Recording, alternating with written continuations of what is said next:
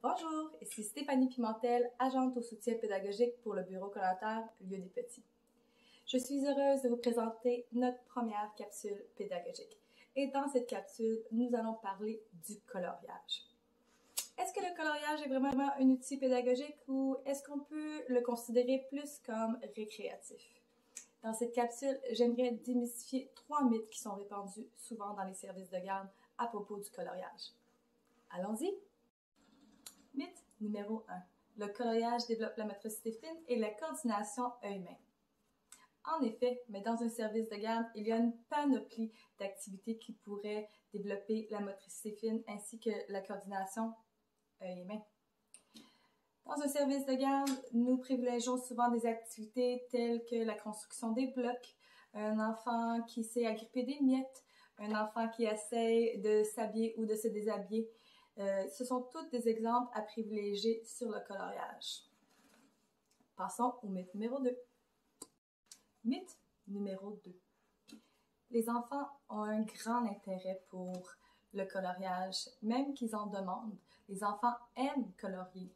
Et en effet, je pourrais également vous laisser savoir que les enfants aiment également manger des croustilles. Pourtant, dans un service de garde, les croustilles ne sont pas privilégiées. Je me demande, en tant que pédagogue, est-ce que le coloriage est vraiment à privilégier ou est-ce que je pourrais trouver mon équivalent de mon fruit plus nutritif? Dans le coloriage, on ne respecte pas l'apprentissage du dessin. Alors, c'est vraiment une question à se poser. Mythe numéro 3. Les activités de relaxation sont vues comme étant des activités de relaxation. Et pourtant, pour plusieurs enfants, ce sont des activités qui apportent du stress. Un enfant qui n'a pas la capacité de colorier à l'intérieur des lignes ou qui n'a pas la capacité de reproduire une image comme il souhaiterait, vit des moments de stress. Et pourtant, il y a plusieurs activités de relaxation telles que écouter une histoire, écouter de la musique douce, faire du yoga, bouger son corps doucement, sont tous des sources de relaxation. Alors, passons aux 3 raisons pour lesquelles nous devrons respecter l'apprentissage du dessin et non le coloriage. Allons-y!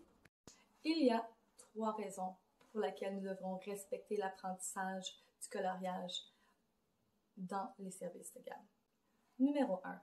Pour l'apprentissage actif, il est important de permettre aux enfants de s'exprimer et de se développer car ils sont l'agent de leur développement.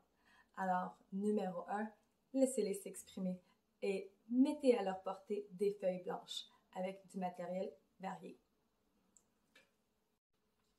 Raison numéro 2. Pour respecter l'apprentissage du dessin, il est important de laisser les enfants faire des traits avec leurs mains. Le développement de la motricité globale et la motricité fine est dans l'apprentissage du dessin.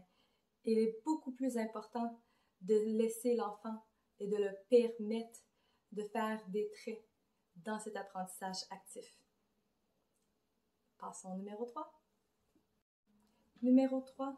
Un enfant qui a la capacité de pouvoir s'exprimer sur une feuille va souvent utiliser sa mémoire pour se souvenir d'événements antérieurs pour pouvoir l'exprimer et le mettre sur papier.